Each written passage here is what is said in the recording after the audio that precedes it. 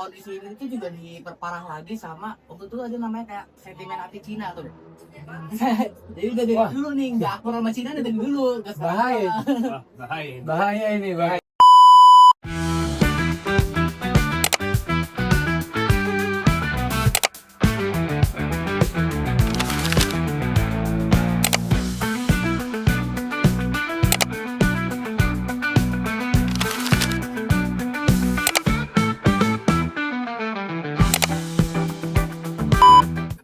Selamat pagi kawan-kawan. Balik lagi kepada podcast bawah tangga.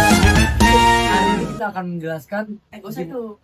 Satu itu. Tar dulu, apa dong? Gimana nih jadi ini? Udah tuh kayak begini. Lu udah dengar belum yang berita Prancis kemarin tuh yang ada kerusuhan tuh? Oh iya. Oh. Itu kan Perdana Menterinya dileksarin tuh. Heeh. Nah, lu tahu kagak? Dulu Indonesia kan pernah juga dipimpin Perdana Menteri. Oh, baru tahu kita. Tahu gitu. Terus kenapa dia ganti? Nah, itu karena ini Prancis nih kan lengser nih sekali doang nih. Iya. Nah, dulu Indonesia tuh lengsernya tiap tahun. Oh, lengsernya tiap tahun. Coba lu bayangin dah. Gimana tuh kalau lengser tiap tahun? Wah, Jadi kacau kan, jadi nggak Kacau. stabil kan. itu sih bakal kacau sih. Nah, makanya sekarang Indonesia presidennya satu tuh menjabat 5 tahun. Kita presiden. Iya, iya, iya, Dikit iya. lagi. Tapi walaupun lengser tiap tahun nih, ada nih berapa orang jadi Perdana Menteri itu nggak cuma sekali. 2 kali gitu. Oh, berarti boleh lebih dari sekali. Nah itu tuh tergantung dia kepilihnya gimana. Itu kan jadi kepentingan politik tuh gitu, Iya. kan. Nah namanya tuh salah satunya ada Ali Sostro Amijoyo. Nah itu dia tuh menjabat 2 kali.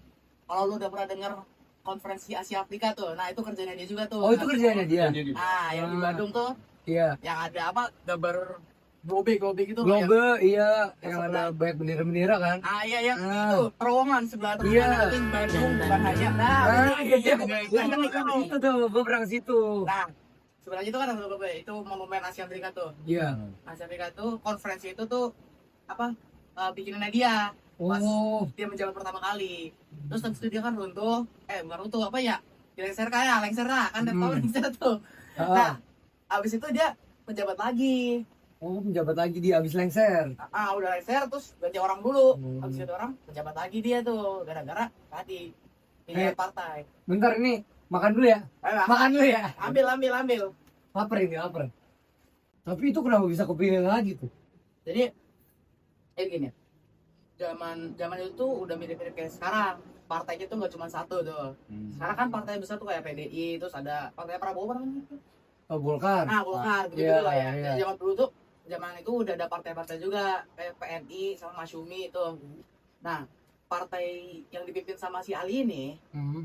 dia tuh apa ya dapat suara lebih banyak dari partai ininya, setengahnya lah gitu. Ah, Jadi otomatis kesempatan dia jadi perdana menteri lagi naik Bisa. tuh.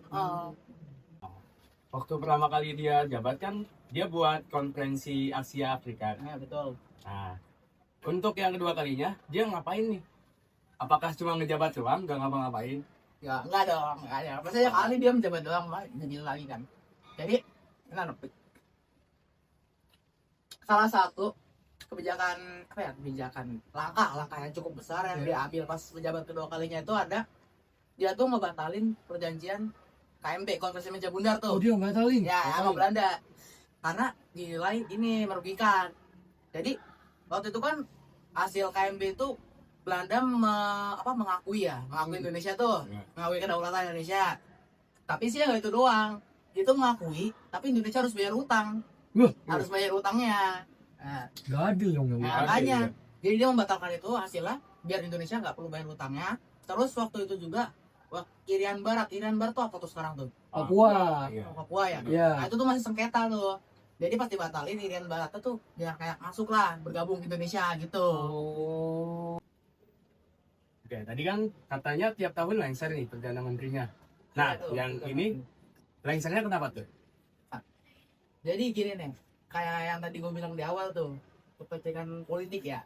Hmm. Jadi kan tuh kabinet tadinya dari partai-partai juga pentingnya dong. Iya. Nah, itu tuh koalisinya pecah. Jadi ada salah satu partai yang narik semua menterinya dari kabinet itu.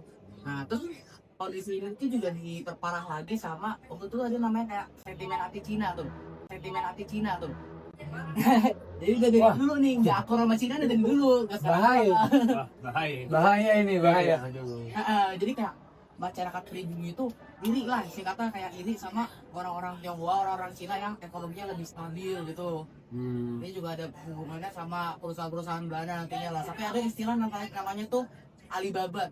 Nah itu bisa cari sendiri tuh apa tuh. Alibaba, apa tuh? Nah itu tuh zaman-zaman itu tuh. Jadi itu juga perparah lah. Akhirnya ya udah lengser dia gitu. Kan gitu aja Li.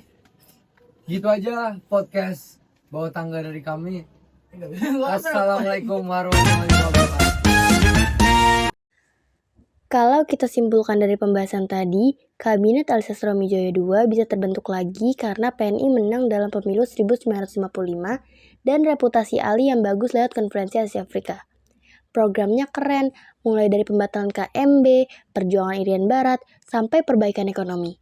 Tapi sayangnya kabinet ini cuma bertahan sekitar setahun gara-gara koalisi PNI dan Masyumi pecah dan muncul masalah sosial, terutama sentimen anti-Tionghoa akibat kebijakan perdagangan. Kalau dikaitin sama sekarang, kabinet modern juga berdiri di atas koalisi, tapi stabilitas dijaga lewat kompromi dan konsensus. Fokusnya pun beda, lebih ke pembangunan ekonomi, digitalisasi, dan diplomasi global. Jadi intinya, belajar dari pengalaman kabinet Alias Sastroamidjojo II, pemerintah sekarang harus menjaga soliditas koalisi, konsisten menjalankan program, dan yang paling penting, memastikan semua kebijakan berpihak pada rakyat tanpa menimbulkan diskriminasi atau perpecahan di masyarakat.